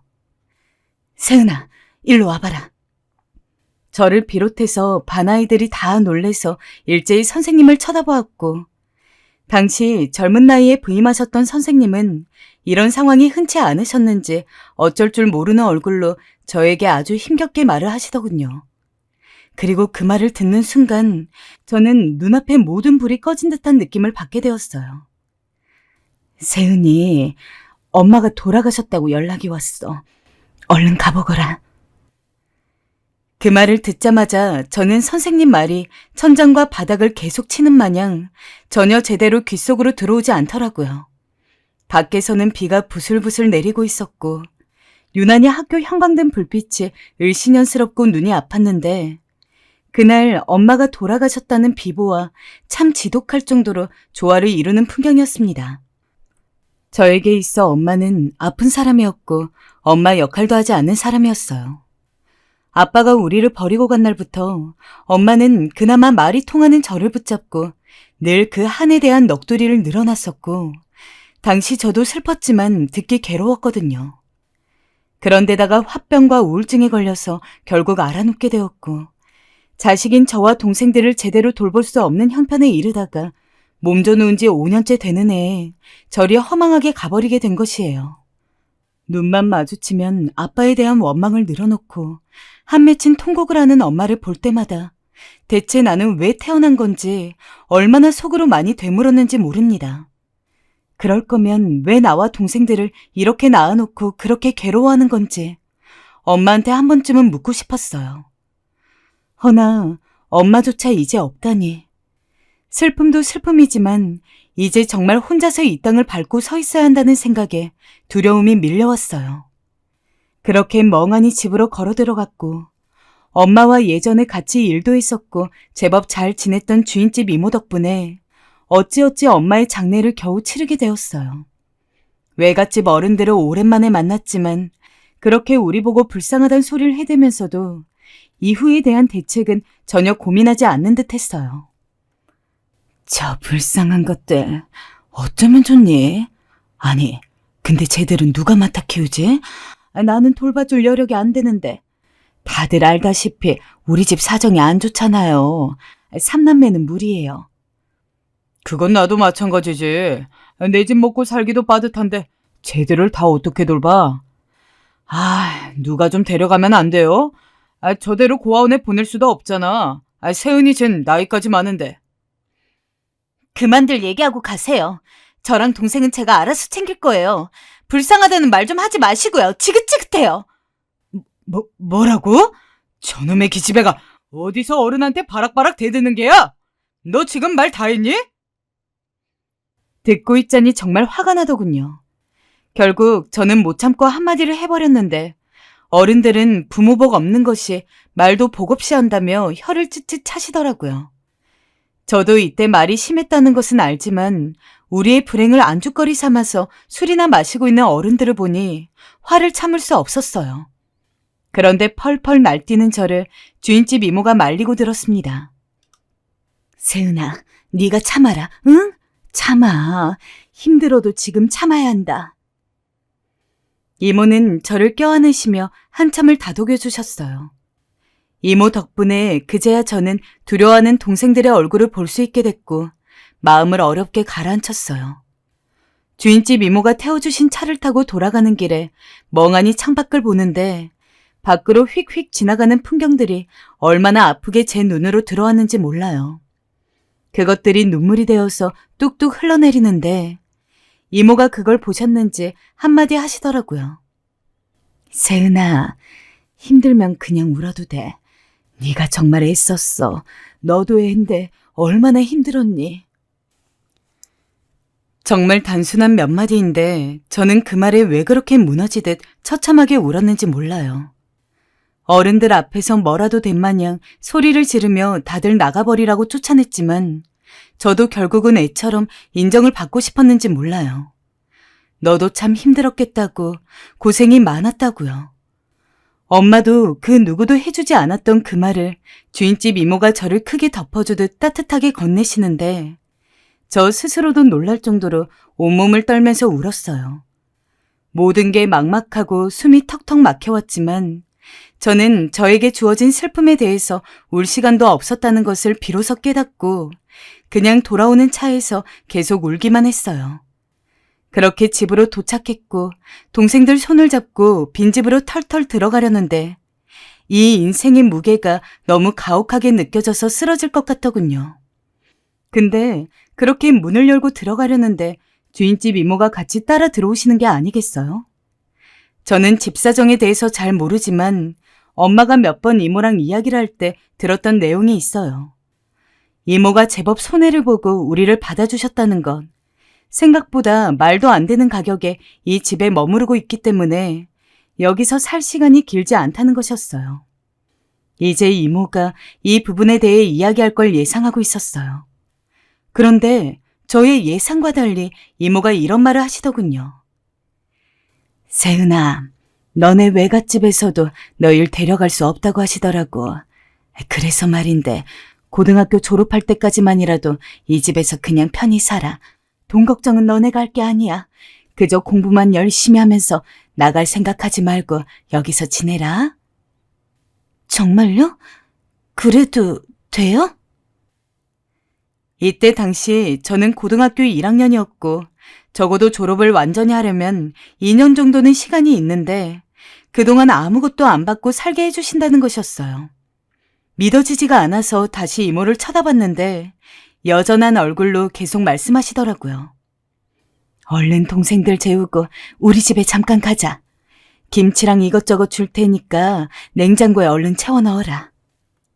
이때 동생들은 눈을 비비면서 꾸벅꾸벅 졸고 있었어요.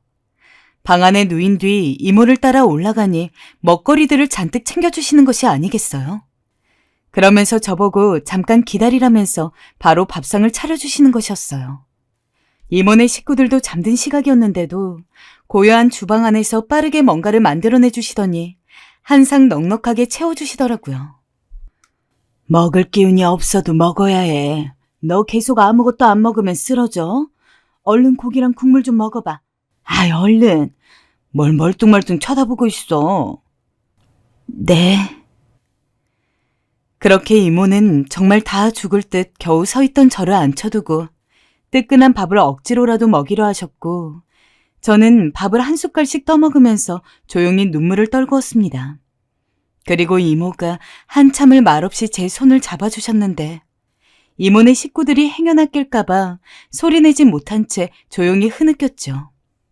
밥을 다 먹으니 정말 오랜만에 배가 부르고 나른하게 피곤함이 몰려오며 졸리더군요. 그대로 저는 내려가서 동생들과 함께 잤고 그 다음 날부터 매일매일 조금씩 힘을 내어 억지로 살아가게 되었어요. 그러는 수밖에 없기도 했고요. 이모 때문이었어요. 세은아, 반찬 다 떨어졌지? 이거 냉장고에 채워 넣어라. 저는 후라이팬에 다시 한번 데워서 먹고 국도 데워서 따뜻하게 먹어라. 너 데울 줄 알지? 네, 이모 알겠어요. 이모는 우리를 불쌍히 여기셔서 그랬는지 이틀에 한 번씩은 우리 집에 내려와서 들여다보시기도 하고 새 반찬을 만들어서 몇 개의 통에다가 가득 담아 오시기도 하고 우유와 과자, 빵 등 간식도 꼭 챙겨서 넣어주셨어요. 그러면서도 이러지도 저러지도 못한 채 늘 시무룩하게 서 있던 저에게 용돈도 쥐어주셨어요. 그런데도 저는 이모에게 제대로 고맙단 인사 한번 못했어요. 그저 엄마에게 그랬던 것처럼 늘 뚱한 얼굴로 받기만 할 뿐이었죠. 그럼에도 이모는 어쩌다 한 번씩은 집으로 불러서 다 같이 고기를 구워서 먹이기도 하는 등 정말 살뜰하고 정많게 우리 남매들을 챙겨주셨어요. 그러던 어느 날 제가 이모에게 큰 실수를 한 적이 있었어요. 그 일을 생각하면 아직도 후회가 되는데요. 이모가 하루는 저희 집에 내려와 반찬통을 대신 냉장고에 넣어주시다가 안 먹은 것들을 보면서 꾸짖은 적이 있었어요. 세은아, 이거 왜 안 먹고 버려놓는 거니? 이모가 그랬잖아. 다 먹어야 한다고. 너 설마 밥 요즘도 한 끼 먹고 다니고 그러니? 아니에요. 뭘, 마른 거 보니 그렇구만. 너 그렇게 안 먹다가 큰일 나? 지금도 나뭇가지가 걸어 다니는 것처럼 말랐는데 여기서 더 안 먹으면 어쩌려고 그러니? 이모 성의를 봐서라도 좀 먹지. 아이고, 이걸 아깝게 다. 아휴. 병원비 달라 안 할게요. 뭐라고? 병원비 달라 안 할 테니 신경 쓰지 마시라고요. 이모가 저희에게 가장 살갑고 좋은 어른인 건 맞았습니다. 그런데 제 마음이 문제였어요. 제 마음에 누군가의 사랑과 정을 받아들일 만한 여유가 전혀 없었어요. 저는 당시 먼저 세상을 뜬 엄마가 미웠고 이런 환경에서 자라야 한다는 게 여전히 싫었어요. 책임져야 할 동생들도 귀찮았고요. 그래서 그런지 제게 따스함을 베풀려고 하는 이모조차 왠지 부담스러운 존재로 느껴지더라고요. 저도 모르게 그런 볼멘 소리를 한 후엔 이모의 눈치를 한번 봤어요. 역시나 이모는 눈물이 그렁하셔서 약간 충격받은 얼굴로 서 계셨어요. 너 어떻게 말해? 정말 왜 그랬을까요? 전 그 말을 하고서 더 그 자리에 있을 수가 없어 그 집을 뛰쳐나오고 말았어요. 중간에 가다 동생들을 만났지만 어딜 가냐는 동생들의 물음에 대답 않고 그저 미친 듯이 빗길을 뛰기만 했습니다. 우산도 쓰지 않고 그러고 있으니 사람들이 절 보는 시선이 느껴졌지만 상관없었어요. 그땐 이미 이모에게 왜 그런 말을 했을까 하는 후회와 자책으로 뒤범벅되어 아무 생각도 들지 않았으니까요. 하지만 몇 시간이 지나고 보니 막상 갈 데가 없었어요. 사람들은 다 누군가와 함께 있고 웃으며 거리를 지나는데 저만 혼자였죠. 게다가 시간이 지나니 배까지 고파졌어요. 그러던 중 갑자기 낯선 남자가 절 붙잡았어요. 야, 너 혼자냐? 누구세요? 딱 봐도 어딘지 모르게 어두운 분위기를 풍기는 사람이었어요. 저도 모르게 발걸음을 뒤로 하는데 그 남자가 제 어깨를 붙잡고 자기랑 같이 가면 먹고 잘 수 있는 데가 있다고 하더군요. 아니에요. 저 집 있어요.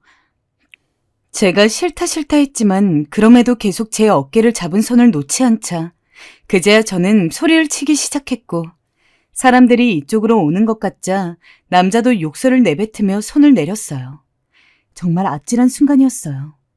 저는 이런 일을 또 당할까봐 두려워 서둘러 집 쪽으로 발걸음을 옮겼어요. 그리고 저를 기다리고 있었던 듯 밖에 나와 있는 이모를 보자마자 그만 안심이 되어 눈물을 흘리고 말았답니다. 이모는 갑작스런 제 눈물에 당황하셔선 무슨 일이니? 세은아, 왜 그래? 너 왜 울어? 옷은 또 왜 이리 젖었고? 하고 물으셨어요. 저는 그렇게 이모에게 자초지종을 털어놓게 되었고 이모는 그 길로 경찰서에 가 제가 설명한 남자의 인상착의를 대신 말해주었습니다. 하여튼 요즘도 그런 나쁜 놈들이 있다니까. 하마터면 우리 세은이 큰일 날 뻔했네. 경찰분들, 그놈 꼭 잡아주세요. 아마 지금도 그 길거리 돌아다니면서 애들 데리고 가려 할 거예요. 네, 알겠습니다. 지금 경찰 한 명이 그쪽 돌고 있으니 곧 잡을 수 있을 거예요. 다행히 이모가 잘 말해주어 경찰분들도 조치를 취할 수 있었고 저도 좀 진정이 되었어요. 이모는 경찰서에 나와 어느 놀이터로 데려가더니 제가 더 울지 않고 있자 조용히 제 옆에 앉았습니다. 그리고선 더듬더듬 자기 이야기를 하셨어요. 바로 이모 어렸을 적 얘기였죠. 나는 아주 가난한 시골에서 자랐어. 5남매 중에 나도 세은이 너처럼 장녀였는데 얼마나 가난했는지. 애들은 많지 집은 가난하지. 밥 못 먹고 산에 가서 열매 캐어 먹는 날이 수두룩했어. 어떤 날은 다른 집에 밥을 얻으러 동량을 가기도 하고 그게 얼마나 창피하던지. 그 동양간 집이 하필 내 친구 집이었을 땐 고개를 들지 못했어. 너무 부끄럽고 너무 수치스러웠거든. 근데 살다 보니 세은아, 진짜 부끄러운 건 가난한 게 아니더라. 가난을 부끄러워하는 게 진짜 부끄러운 거야. 가난한 건 네 힘으로 언제든 극복할 수 있거든. 그러니 세은아, 이모 같은 실수하지 말고 앞으로 당당히 밝게 그 누구보다 웃으며 살아라. 이모가 네 옆에 찰싹 붙어 있어 줄 테니까. 당시 이모의 말은 제 가슴을 많이도 울렸어요. 가난을 부끄러워하지 말라는 말. 진짜 부끄러운 건 가난을 부끄러워하는 것이라는 이모의 말은 제 가슴에 상처를 어루만지고 나갔습니다. 그리고 그 와중에 넋놓고 있을 시간이 없다고 정신이 번쩍 뜨이게 해주는 듯한 사건을 겪게 되었어요. 바로 막내 동생이 학교에서 같은 반 아이들에게 얻어맞고 오게 된 것이었어요. 그 이유는 차마 말로 할 수 없을 정도로 참혹했어요. 나보고 거지래. 뭐? 애들이 나보고 엄마도 없는 거지래. 그래서 나랑 안 놀겠대. 이 상황에 대해서 말들이 오고 가는 와중에 엄마도 없이 홀로 있어야 했던 막내를 생각하니 정말 가슴이 찢어질 것 같았어요. 당장은 주인집 이모가 우리를 돌봐주고 계시지만 이렇게 있으면 안 되겠다는 생각이 들더군요. 이모가 제게 해주신 말도 떠올랐어요. 제가 가장이자 동생들에게 엄마 역할을 해야겠다는 생각이 들었어요. 그래서 동생들을 불러앉혔어요. 세민아, 세준아, 일로 와봐. 누나가 이제부터 너네들을 돌볼 거야. 누나가 이제 엄마 대신이야. 그러니까 기죽지 마. 알겠어? 누나가 공부 열심히 해서 대학 가서 너네들 공부 다 시켜줄 거니까 니들은 아무 걱정하지 말고 건강하게 자라주기만 하면 돼. 네, 전 잔뜩 기죽어서 눈치만 보던 동생의 표정이 너무 가슴이 아파 반드시 성공하겠다고 다짐을 했어요. 그 이후 잠잘 시간을 지독하게 아껴가면서 공부를 했고 솔직히 과외나 뭐나 할 형편이 되지 않기 때문에 정말 무식할 정도로 온몸의 감각을 집중했어요. 하다가 코피를 흘리기도 하고 길에서 몇 번이나 어지러워 걷다가 멈추고 서 있었던 적이 있었지만 반드시 잘 되어야 한다고 성공해야 한다고 스스로 얼마나 다짐하고 세뇌했는지 모릅니다. 매번 집에 찾아오는 이모도 이런 모습을 보고 속상해 하시더군요. 세은아, 너 너무 무리하는 거 아니니? 그래도 좀 뭐라도 먹으면서 공부해라. 그러다 쓰러지겠어. 하지만 이모의 말에도 불구하고 전 공부에만 집중했어요. 친했던 친구들의 따돌림에 충격을 받은 동생은 한동안 말을 하지 않았고 그게 지역에 소문이 나서 중학교에 갔을 때에도 거의 몇 개월간을 적응하기 힘들어했거든요. 그저 빨리 내가 어른이 되는 수밖에 없다, 잘 되는 수밖에 없다는 생각에 공부를 들이파기 시작했고 그렇게 해서 조금씩 한 계단 올라가면서 제가 원했던 대학에 합격하고자 했어요. 세은아, 너 우리나라 최고 의대를 진학하고 싶다고 했지? 근데 거긴 너무 높아. 지금 네 성적에 의대는 아니더라도 그래도 다른 괜찮은 대학도 많은데 거길 알아보는 게 어떠니? 선생님은 제게 현실적인 부분이 따라주지 않는다며 제 꿈을 말리려 들었어요. 하지만 전 고개를 내저었어요. 아니에요, 선생님. 저 어떻게든 해볼래요. 아직 1년 남았잖아요. 이 안에 할 수 있어요. 정말 오기로 도끼로 미친 듯이 공부만 했던 것 같아요. 결과가 어떻게 되든 간에 최선을 다하지 않으면 나중에 정말 후회할 것 같았어요. 그래서 잠이 올 것 같으면 앞정을 주변에 깔아놓고서라도 공부를 했고 그 결과 비로소 기필코 최고 의대에 합격하게 되었어요. 그토록 갈망하던 결과를 이루고도 아직 갈 길이 멀어 보여서 여전히 울음이 났지만 그래도 제 인생의 작은 성취라 너무도 기분이 좋았습니다. 아이고, 우리 세은이가 일을 냈네. 일을 냈어. 이 기특한 것. 엄마 없이 해냈구나. 해냈어. 누나 이제 정말 대학생이야? 와, 신기하다. 동생들도 주인집 이모도 한마음으로 축하해 주었는데 특히 이모가 고생했다며 많이 우시더라고요. 저는 그런 이모를 처음으로 안아드렸어요.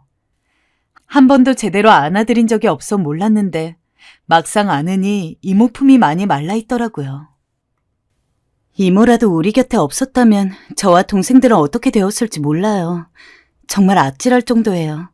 상황이 힘들긴 했지만 비를 막아주는 우산처럼 이모가 우리 사정을 봐주고 있었기 때문에 견딜 수 있는 시련만 겪었던 것이 아닐까 싶어요. 고맙습니다. 이모, 정말 고맙습니다.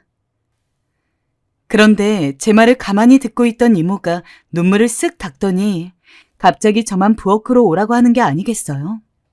조용히 이모를 따라갔는데 이모가 부엌 찬장의 높다란 그릇들 뒤에서 통장 하나를 꺼내더라고요. 이거 너희 엄마 먼저 갔던 날부터 내가 조금씩 모아둔 거야. 나도 형편이 좋은 건 아니지만 세은이 너 하나만이라도 대학 등록금 정도는 내주고 싶어서 말이야. 이모, 저 이 돈 못 받아요. 지금까지 사정 봐주신 것만으로도 감사한데 어떻게 다 갚으라고요. 나중에 꼭 성공해서 동생들 잘 돌보거라. 그거면 된다. 정말 이모에게는 이만저만 폐를 끼친 게 아니었어요. 그런데도 이모는 열을 줘도 하나를 더 못 줘 아까워하는 사람처럼 제 손에 통장을 꼭 쥐어주고 있었습니다. 덕분에 저는 대학교에 갈 수 있었어요. 게다가 학교 정착할 때까지는 걱정 말고 동생들을 여기 두라고 하셨는데 학교 때문에 서울로 홀로 올라와 보니 공부에 제대로 집중할 수가 없더라고요. 매번 붙어서 지내던 동생들이 이제 큰 누나이자 언니인 제가 없으면 얼마나 적적할까. 내가 얘네들에게는 엄마인데 제가 더 불안하더라고요. 이모가 여전히 동생들을 봐주고 계신 것도 감사했지만 아무래도 제 곁으로 데려와야겠더라고요. 결코 풍족하지 않은 아주 작고 갑갑한 단칸방에서 이모가 챙겨주시던 그 푸짐한 음식들만큼 얘네들을 잘 해먹일 자신은 없었지만 동생들도 제가 없던 얼마간의 시간에 나름 제 생각이 났었는지 제 호출에 즉각 수락을 했고 결국 함께 그 좁은 방에 살게 되었어요. 이모는 그 와중에도 걱정이 되셨는지 몇 번씩 전화를 하셨고 이후에 한 번 올라오셔서 저희 사는 것을 보고 다시 내려가시곤 했어요. 그러면서도 이모는 냉장고를 한가득 채워주시고 나가는 길에 따스하게 제 손을 잡으시며 말하곤 하셨어요. 세은아, 이모가 항상 우리 세은이 자랑스럽게 생각하는 거 알지? 동생들 챙기는 것도 좋지만 너무 무리하지 말아라. 힘든 거 있으면 이모가 있으니 언제든 연락하고 동생들도 이모 집에 맡겨도 되니 언제든 부탁해. 그렇게 말해주는 이모가 어찌나 고마웠던지 제가 받았던 과외비를 따로 모아두었다가 미약하게나마 이모한테 선물도 종종 해드리며 살아가고 있었는데요. 그러면 이모는 손살을 치며 너 이런 거 살 돈 있으면 네 옷이라도 한 벌 사 입어라 하고 말씀하시곤 했어요. 그렇게 시간이 흘러 이제 동생들도 사춘기를 거쳐 대학 입시도 걸려있고 저도 의사가 되기 위해 공부에 다시 몰입하다 보니 모든 상황이 빠르게 흘러가게 되었어요. 그러다 보니 우리 삶을 사는 것이 바빠서 그렇게 살뜰하게 잘 챙겨주셨던 이모와의 연락도 조금씩 줄어들게 되었고 이모 역시 당시 우리 남매들 또래였던 본인 자식들 학교 문제로 정신이 없는 것 같았어요. 세은아, 잘 살고 있지? 네, 이모. 이모 딸 성희는 잘 지내요? 얘네들 대학 보내는 게 아주 일이네. 세은이 넌 동생들이랑 잘 지내고 있는 거지? 그럼에도 이모는 계속 저에게 연락을 했지만 제가 받지 못하는 상황이 생기면서 이모의 연락이 줄어들었고 이모를 조금씩 기억에서 잊게 되었어요. 가끔씩 떠올리며 생각이 날 때도 있었지만 금방 날아드는 세금 고지서들이며 제가 처리해야 할 제 앞에 놓인 많은 일들이며 집안 살림이나 동생들을 챙기다 보니 도통 따로 신경 쓸 시간이 없더라고요. 그리고 의사의 길이 본격적으로 이어지던 그 통로의 시간은 그렇게 챙겨왔던 동생들에게도 신경을 쓸 수 없을 정도로 무척 가파르고 힘들었어요. 바쁘게 앞으로 다름질만 하다 보니 그렇게 뛰어오는 동안 이룬 것들도 무척 많았지만요. 그리고 많은 시간이 지나갔습니다. 어렸던 동생들도 모두 자리를 잡아 결혼을 했고 저도 나름대로 성공한 의사가 되어 살고 있었습니다. 그리고 어느 날 이상하게 타이밍이 맞아서 예전에 살던 동네를 지나가게 되었어요. 그때에 비해서 이미 오랜 시간이 훅 지나가서 그런지 이모가 그렇게 우리를 챙겨주었던 그 집은 이미 온데간데 없고 다른 낯선 새 건물이 세워져 있었어요. 이모. 순간 이모라는 말을 입 밖으로 내뱉게 되더군요. 이모 생각이 번뜩 났어요. 이모를 만나면 내가 벌써 이 정도의 나이가 되었고 사회적으로 이런 직함도 갖고 있다고 이모에게 말해주고 싶었어요.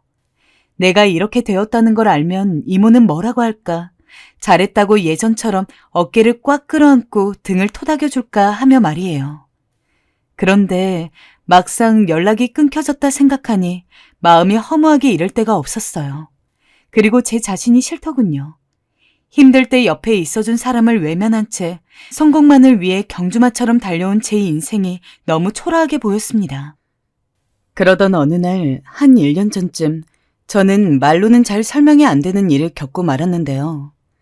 평소처럼 정신없이 환자를 보고 있던 중 이후 다음 차례에 환자를 마주하고 잠깐 숨이 멎을 것 같았어요. 제가 아는 사람이었고 너무나 잘하는 사람, 바로 그 이모였습니다. 처음에는 긴가민가할 정도로 혈색이 좋지 않았어요. 세월이 많이 흐르긴 했지만 제 기억 속의 이모는 항상 환한 미소만 보여줬기 때문에 행색이 파리해진 이모를 보고 놀랄 수밖에 없었습니다. 혹시나 몰라서 자세히 들여다보았고 보호자로 온 이모딸 성희를 보고서야 완전히 확신하게 되었어요. 목에서 침이 꼴깍 넘어가는데 겨우 목소리를 내어 말을 걸게 되었어요. 크게 말하고 싶었는데 너무 당황해서 그런지 말이 매끄럽게 나오지 않더라고요. 이모, 저 세은이에요. 세은이. 이모는 퀭한 얼굴에서 눈이 더 커지면서 제 얼굴을 제대로 보시고는 어쩔 줄 모르시더라고요. 세상에, 진짜 세은이 맞니? 예전에 우리 집 살았던 세은이야? 네, 세은이 맞아요. 세상에, 어쩜 이런 일이. 길다면 길고 짧다면 짧은 시간의 터널 속에서 각자 많은 일이 있었다는 것을 체감할 수 있었어요. 한눈에 봐도 기력이 많이 없어 보이는 상태로 환자와 의사 사이로 우리가 마주하게 되다니. 반가워할 겨를도 없이 하필 이런 타이밍으로 만나게 된 것이 과연 좋아할 일인지 무엇인지 문득 생각에 잠기게 되더군요. 아무리 내가 홀로 이 자리까지 오느라 친구들도 치를 떨 정도로 고생을 했다지만 엄연히 엄마를 보낸 그 최악의 몇 년간 이모가 있었기 때문에 제가 서울로 나올 수 있었는데 말이에요. 그런데 그걸 싹 잊어버리고 멍하니 제 삶만 살기 바빴고 감사한 마음을 제대로 전달도 못하고 지내던 제가 참 나빴다는 생각이 들더군요. 정말 너무 민망해서 고개를 들 수가 없었어요. 그러던 차에 더 찬물을 끼얹 듯 정신이 확 들었던 것은 어색한 근황 얘기 중 살펴본 이모의 몸 상태가 일반적이지 않았기 때문이에요. 정상이 아닌 정도가 아니라 대장암 3기에서 언제건 4기로 넘어가도 이상하지 않은 상태에 임박해 있었어요. 그래, 내 상태가 많이 안 좋지? 괜찮다. 이미 각오하고 있어, 세은아. 이모는 자기 상태를 말하며 의연해하려 하셨지만 눈물을 참지 못하셨어요. 내가 그간 고생을 좀 했는데 그게 다 병이 된 것 같구나. 얘기를 듣고 보니 이모의 삶도 만만치 않았어요. 이모는 믿었던 친구에게 사기를 당해 갑작스레 빚을 떠안게 되셨다 해요. 그 후 빚을 갚기 위해 온갖 일을 하셔야 했고요. 식당 일부터 시작해서 할 수 있는 일이란 일은 다 했다고 합니다. 그렇게 늙은 나이까지 쉬지 못하고 뼈 빠지게 일해 빚을 갚고 딸을 시집 보내고 난 뒤 이 나이가 되었는데 얼마 전 암 판정을 받았다고요. 통증이 있을 때 갔어야 했는데 내가 너무 늦게 왔어. 그놈의 돈이 뭐라고 말이야. 참. 그래도 괜찮아. 자식도 다 컸고. 그간 저는 결코 적다고 할 수 없는 숫자의 환자들을 봐왔어요. 허나 이모의 이런 상태를 보니 감당이 안 될 정도로 감정이 차올랐습니다.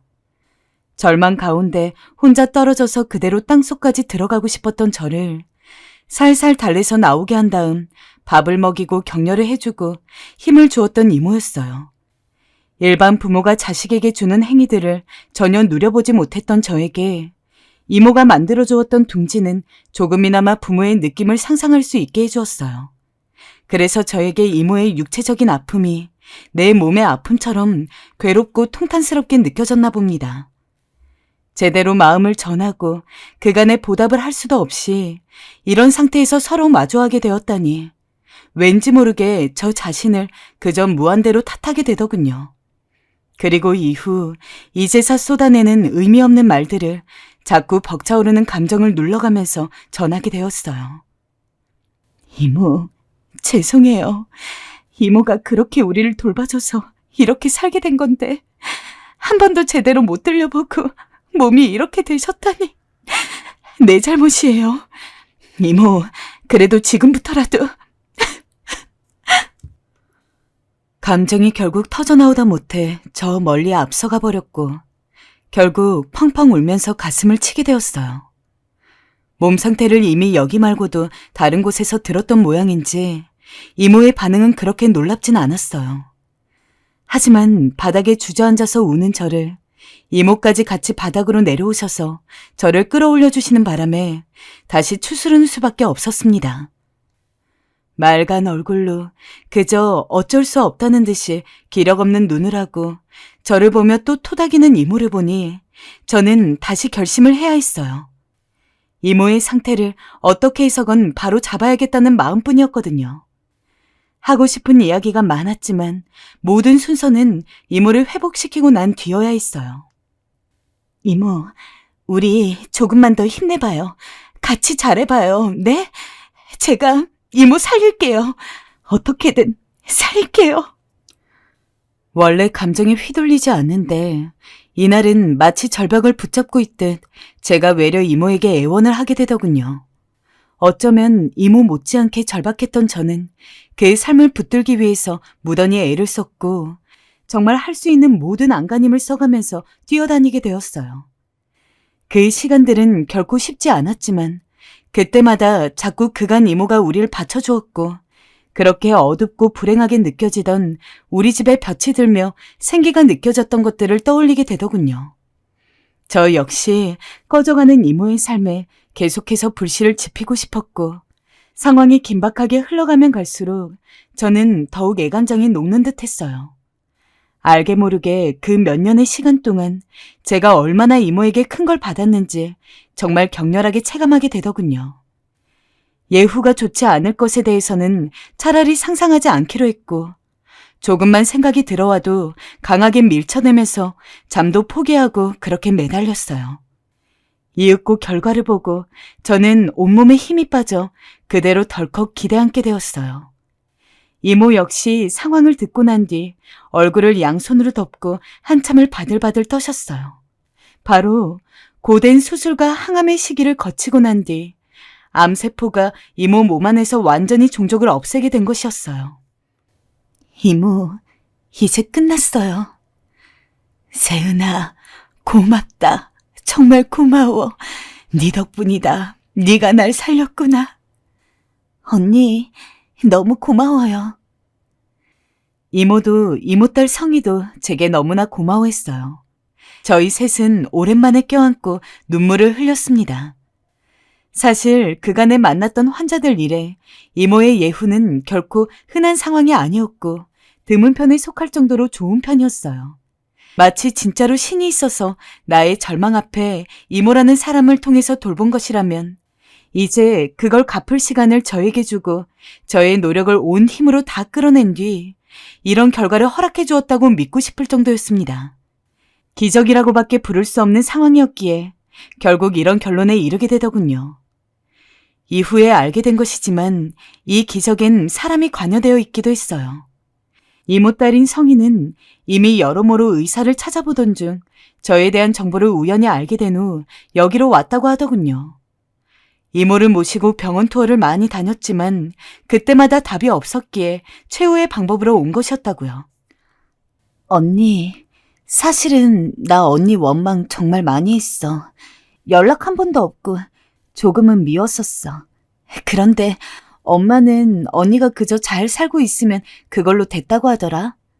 그런데 엄마가 아프고 나니까 언니면 우리 엄마를 살릴 수 있지 않을까 하는 마음으로 내가 인터넷으로 수소문했어. 그래서 언니를 찾아온 거야. 언니, 우리 엄마 살려줘서 너무 고마워. 그리고 미워해서 미안해. 아니야, 성희야. 내가 더 고마워. 그간 연락 못해서 미안하다. 성희는 내게 고마움에 눈물을 흘렸습니다. 이러나 저러나 어떤 경로로건 우리가 만나게 되었음을 너무나 감사했고 뿌옇고 어두운 날로부터 저를 건져주었던 이모를 저 역시 그 허망한 강물 속에서 다시 무트로 끌어낼 수 있는 기회가 주어졌음이 아직도 믿어지지 않아요. 많이 회복하셔서 눈에 띄게 혈색이 좋아진 이모에게 저와 동생들은 몇 달 전부터 다달이 용돈을 제각각 보내드리고 있어요. 예, 세은아, 이런 거 보내지 말라니까. 이모 괜찮아. 이모, 그걸로 성이랑 맛있는 것도 사드시고 좋은 데도 가주세요. 그게 저를 위한 길이에요. 얘도 참. 그러면 이모는 어쩔 수 없다는 듯 돈을 받으시곤 합니다.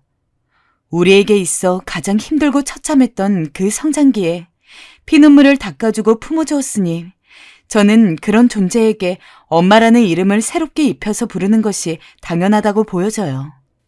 물론 여전히 이모라고 부르고 있지만 우리 마음속에는 이미 제2의 엄마이고요.